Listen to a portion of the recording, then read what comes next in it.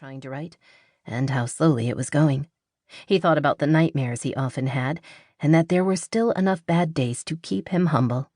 The absolute last thing he needed in his life was some old dog. "If you were him, you'd beg for food too," Jasper said.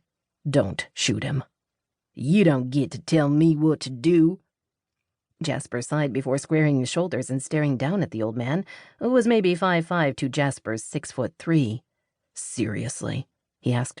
"You're going to go there with me?" The old man shook his head. "I'm just saying."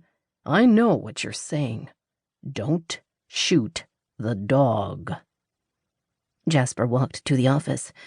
Sure enough, they had a huge carafe of coffee that he used to fill his travel mug. While he drank down the dark, hot liquid, he asked about the dog and confirmed it was indeed a stray. A few attempts had been made to catch it, but no one had been successful. Jasper headed to his RV. He would spend no more than 15 minutes looking for the dog. If he found it, he would lure it back to his RV with food. Once it was inside, he would take it to a local vet and have it checked for a chip. If there wasn't one, he would drop it off at a shelter and be on his way. It would take him 2 hours, tops. Or less, he thought, as he approached his RV and saw the dog sitting outside the side door. "Good morning," Jasper said, opening the door. The dog jumped inside and made his way to the small refrigerator, where he sat again. "Somebody's messing with me," Jasper grumbled. He pulled out lunch meat he was going to use for a sandwich and gave that to the dog, who gulped it down. Jasper quickly scrambled a couple of eggs. Less than 10 minutes later, the dog was stretched out on the sofa, completely relaxed and nearly asleep. Jasper looked up the closest vet's office and called to explain the situation. The perky receptionist told him they'd just had a cancellation and could see him right away. "Of course you can," he muttered. The drive was easy. There was parking for his RV, and damn if the dog didn't follow him inside the vet's office with no problem. Jasper explained the situation to the smiling older woman with a name tag that read Sally. When he got to the part about him giving the dog to a shelter, her smile faded. "You don't want to keep him yourself?" she asked. No, I'm not really a pet person." Both she and the dog stared at him. Jasper shifted uncomfortably.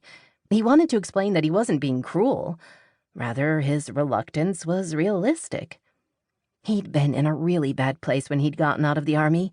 After tons of therapy, medication, and stumbling onto the one thing that could get him halfway back to being able to exist in polite society, he was healed enough to pass for normal.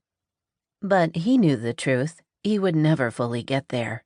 More than one therapist had warned him he was broken beyond repair.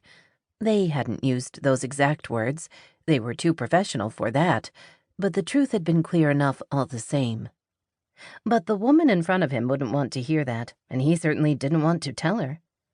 "I'd like him checked for a chip and maybe given an exam to see if he's all right," Jasper said. "Sure. Let me take you to one of the rooms." He and the dog followed her. She paused by a floor scale and motioned for the dog to step on it. "Come on, boy. Right here." The dog obliged. He was 48 pounds. Sally winced.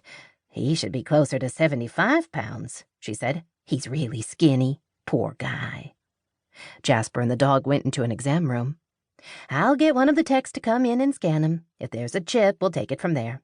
If there isn't, we can talk about whether you want to pay for an exam when you're just going to take him to the shelter." Her tone was pleasant enough, but Jasper heard the judgment all the same. Instead of speaking, he nodded. The woman left, and he was alone with the dog. They both sat and stared at each other. Jasper looked away first. "You can't stay on your own," he said, shifting uneasily in his chair. "Look at you. You need someone to take care of you. A shelter would mean 3 squares and a bunk, right? And you'd find a family of your own." Without wanting to, he recalled reading somewhere that older dogs had trouble getting adopted, which wasn't his problem. "I've never had a pet," he added, glancing at the dog, who still regarded him steadily. "I don't know how to take care of you." He supposed there were books on the subject. Plus, the old guy wasn't a puppy. He would know how to deal with humans. Between the two of them, they might be able to get it right. "I'm not a good bet," he added in a low voice. "I was in the army for 8 years, and I saw things. Sometimes I have flashbacks, and I'm better off alone."